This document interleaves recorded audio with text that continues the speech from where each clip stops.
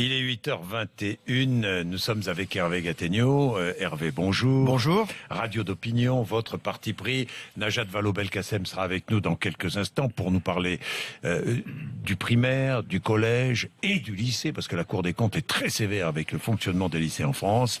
Alors, priorité donnée dans les nouveaux bulletins scolaires à la compétence plutôt qu'à la notation classique. Votre parti pris, supprimer les notes, elles sont déjà facultatives. Elles restent plus que jamais facultatives. Vous dites supprimer les notes, surtout pas. Pour quelle raison? Je me demande plutôt pour quelle raison il faudrait les supprimer, puisque c'est un débat récurrent. Les principaux arguments pour la suppression des notes, on les connaît, c'est que la notation serait démotivante et que ce serait une source de stress pour les élèves. Admettons, c'est vrai que les études montrent que nos élèves et nos collégiens sont parmi les plus stressés d'Europe. Bon, sauf qu'il faut quand même redire qu'il n'y a quand même pas qu'en France qu'il y a des notes, que certains pays scandinaves qui les avaient supprimés sont même revenus en arrière. Le particularisme français, à mon sens, c'est plutôt que la note est dramatisée. C'est un instrument de sanction plutôt que d'évaluation, parce que notre système procède moins par émulation que par élimination. Donc si on ne corrige pas cela, la réforme du livret scolaire ne vaudra probablement pas la moyenne. Najat Vallaud-Belkacem nous dit que les établissements qui le voudront pourront maintenir le système de notation actuel. Donc on ne supprime pas vraiment les notes.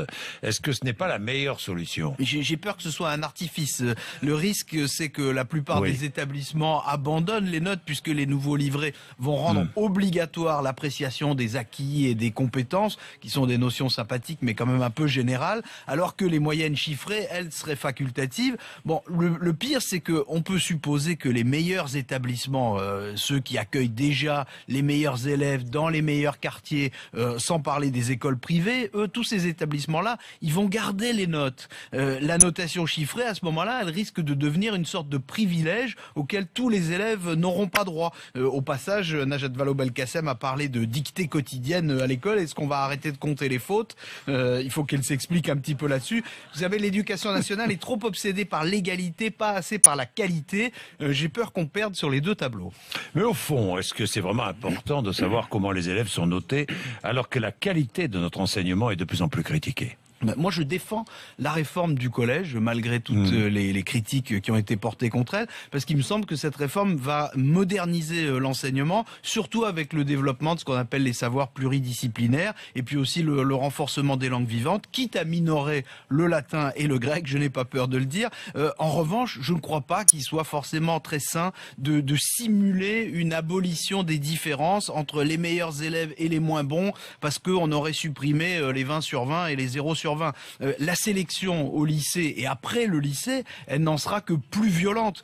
Et en tout cas, ça n'améliorera pas le niveau des élèves. Mais bon, peut-être qu'on veut aussi supprimer les classements internationaux qui montrent à quel point notre système éducatif prend du retard. Les syndicats d'enseignants ont lancé un appel à la grève pour le 10 octobre.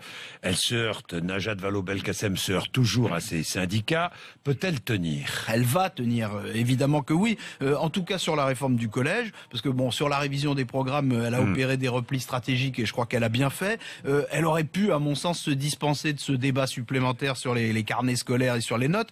Mais bon, il faut dire que les ministres de l'Éducation, ils veulent toujours faire des réformes et des réformes pour ne pas donner l'impression de céder au corporatisme et aux immobilismes.